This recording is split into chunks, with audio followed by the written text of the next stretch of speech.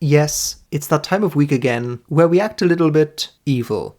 If you have an NF type as a rival, competitor, or enemy, and you're feeling Machiavellian, here are some tips to deal with them. Also, if you are an NF type, you can watch out for these dirty tricks and make sure to avoid them. INFJs. Number 1.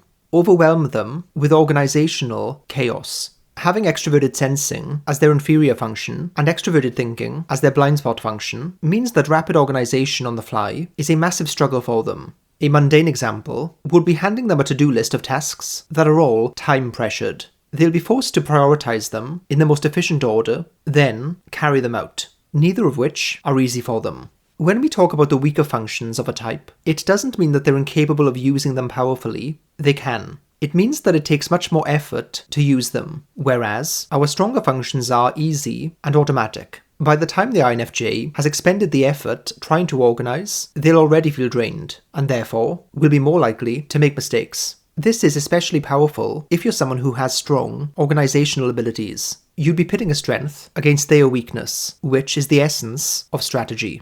Number 2. Put them under the spotlight. This might be a counterintuitive one, but INFJs are behind-the-scenes people by nature. They prefer to gently guide events without fanfare, or, in many cases, without credit for it either. They instinctively put the focus onto others. It is often deeply uncomfortable for them to be singled out, even if it's in a positive way. I've heard INFJs say that they really hate their own birthdays for this reason, and would prefer to just celebrate other people's birthdays. Putting them squarely in the limelight, especially under scrutiny or criticism, can be an effective strategy to throw them off. They are uncomfortable with public displays of confrontation and may withdraw or concede to escape the spotlight. If you're someone who does well in the spotlight, then this will present a great opportunity to find yourself there instead. If you position yourself correctly, they'll probably just give it up and let you have it eventually.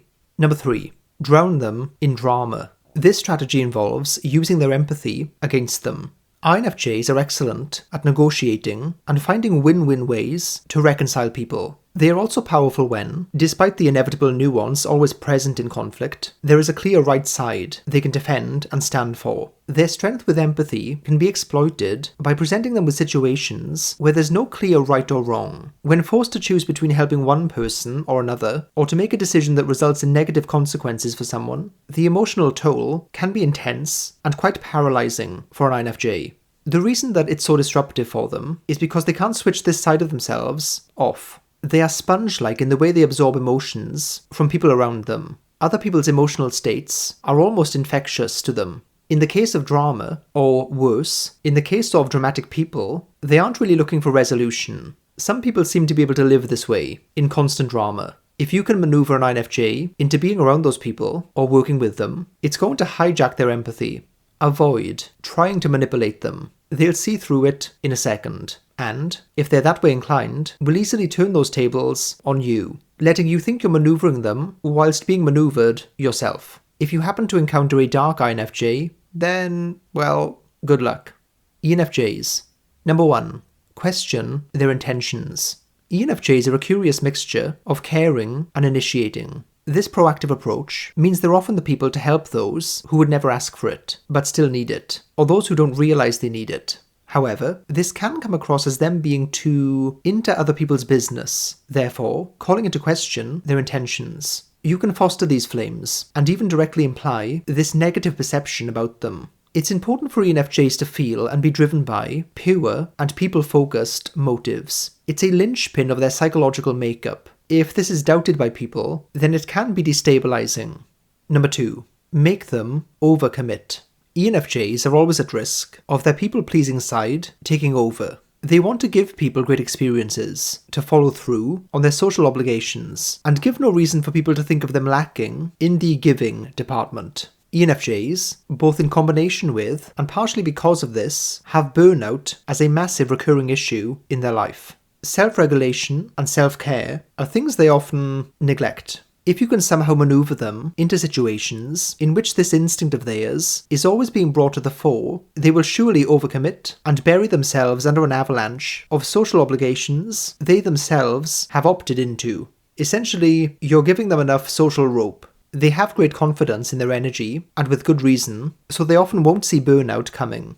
Number 3. Provoke their disagreeable side. ENFJs make their way in the world agreeably, for the most part. Interestingly, an ENFJ who's managed to integrate the more blunt and straight-talking approach will come across as very ENTJ-like and might be hard to distinguish from them. However, lurking underneath that outward appearance is a logical analyzer, an ISTP-esque critic catching out people's inconsistencies and hypocrisy. Most of the time, they feel no need to let those observations out. However, this does create lots of tension where in many situations they know better but hold back. They can see who's BSing but bite their tongue. One of the difficult things about this approach, or rather, one of the annoying things about people, is that you can be perfect 99% of the time, but if you make one mistake, or what they consider to be a mistake, it's held against you. But we are being Machiavellian here, so let's use it to our advantage. If you can get them to the point where they boil over, that can result in a lot of instantly burned bridges for them. Avoid trying to win communication battles against them. For ENFJs, communication is their lifeblood. It is a far better approach to beat them with actions, or even better, undermine them using their own actions. INFPs. Number 1. Demagnetize their compass. INFPs can often feel at sea in life. Having TE as their inferior function makes the pragmatic parts of life seem jarring, and often at odds with the choices they'd make. They also have SE as a blind spot, meaning that they will rarely take the approach of throwing their energy into things, trial and erroring their way through. However, their weapon or tool to navigate is their FI. When it comes to important choices they need to make in life, that is their guide. There is a clarity to it. It cuts through the noise to find that pure path that they will gladly walk down, no matter the terrain. It rarely lets them down. So, in situations where cold logic, efficiency, and impersonal analysis are paramount, INFPs can struggle, precisely because their compass can't be consulted. If, for example, you have an INFP on a moral crusade against you, getting them to make pragmatic decisions, those little compromises of their principles, en route to their otherwise noble goal, will be very effective. Number 2. Put them in high-pressure, practical, and action-oriented situations. If I had to pick a type to do really well in such an environment, personally, I'd pick an ESTJ. They have the perfect combination of organizational power, practicality, and forceful drive to succeed under such conditions. And they have the reversed function stack of the INFP. So these things aren't often prioritized by them. Like their INTP cousins, rushing them and forcing them to move at an artificially fast pace will massively disrupt them. High-pressure environments are ones in which you need to adapt, react, and respond instantaneously. There's no time to catch your breath, to ponder, to assess in a thoughtful, measured way. You just have to do, act, move, decide, and, most importantly, get results. In this realm, you live and die by metrics, and nothing beyond it. Inevitably, they will make mistakes. They might be able to nail things, but only for a limited period of time. Plunge them into a maelstrom of immediacy, where action trumps contemplation. Eventually, it will have a detrimental effect on them. Number 3. Keep them comfy. Conversely, if the previous option isn't available, encourage their inaction, and enable their tendency to be too much creatures of habit. Let inertia take hold of them, and foster it further. Let them be content with how things are. This is a recipe for stagnation. Although it is rare for an INFP to stagnate mentally, it can definitely happen in the physical realm, or even in the realm of learning new skills, especially ones related to a business or work context, which they might often devalue. Avoid trying to make them look like bad people. This one almost always backfires. Eventually, their authenticity, sincerity, empathy, and noble intentions will come through. If you want to beat them, you have to outplay them in the most straightforward sense, i.e., on matters of tactics, strategy, and action. ENFPs. Number 1. Make them move to the humdrums beat.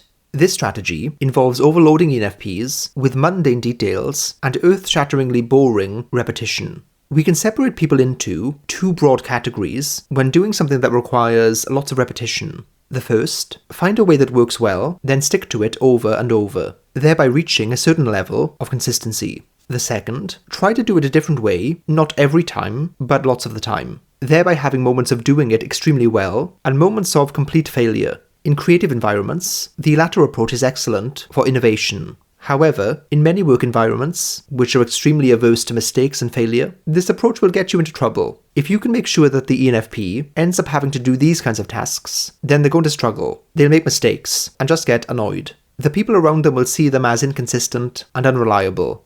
Number 2. Box them in. If the approach to beating an ISTJ is to chip away at their solid foundations, for the ENFP, it's to build walls slowly around them, depriving them of options. The any approach to life is one of eternally orienting yourself to positions that give you more options and avenues. To beat an ENFP, you need to maneuver them in the opposite way. That is not easy to do, since they're the masters at escaping boxes. They are intellectual Houdinis in that sense. But if you want to beat them, you need to try. If you have an ENFP rival, and they're considering a few different paths, and you can see that one of them has very little potential for interesting offshoots and possibilities, try to get them onto that one.